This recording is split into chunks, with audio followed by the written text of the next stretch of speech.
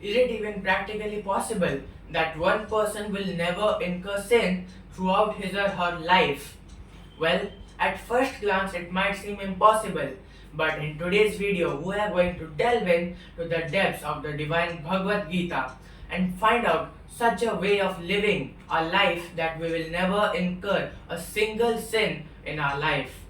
What happens actually is Arjun asks Krishna that, "Hey Madhav, how is it even practically possible for me to fight against my own grandfather, Pitama Bhisma, against my own teacher who taught me how to fight, Guru Drona, and my brothers, the Kauravas?"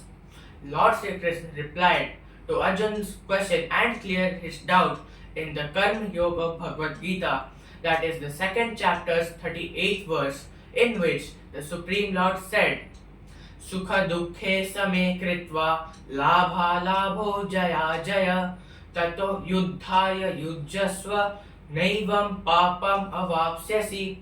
It basically means that one should fight, but for the sake of duty, for the sake of its own responsibility, treating alike happiness, distress, victory, defeat, gain, loss, positivity, negativity, cry, joy.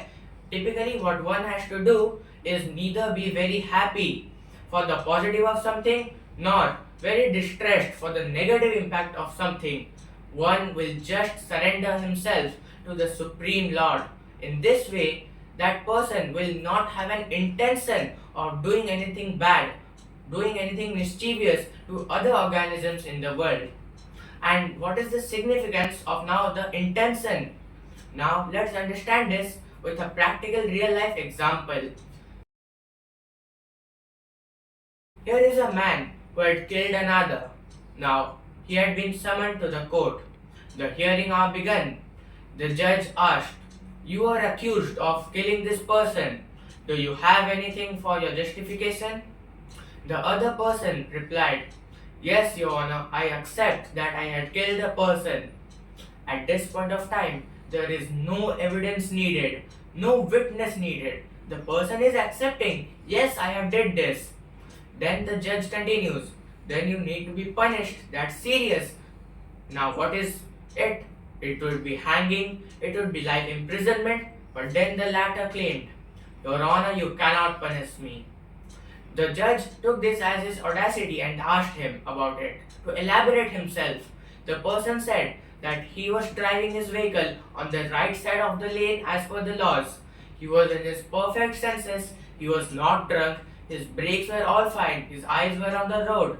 But then, this drunkard came tottering about 2 yards from the lane. What could he do?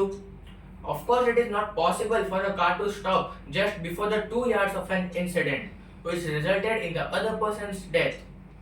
Through this example, we can also see that the person had no intention to kill the other person while he was driving.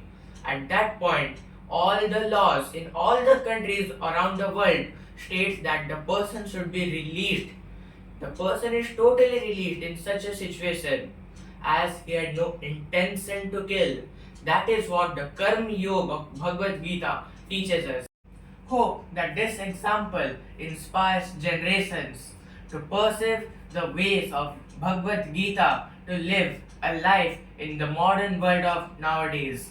Also, by perceiving the ways of Bhagavad Gita, accepting the rules, the destiny that Bhagavad Gita is giving to us even nowadays, we will be attached to the ethics, the righteous path of our world, and we will never ever have that intention to do misdeeds through which we will never also incur a single sin through our life. Jai Shri Krishna.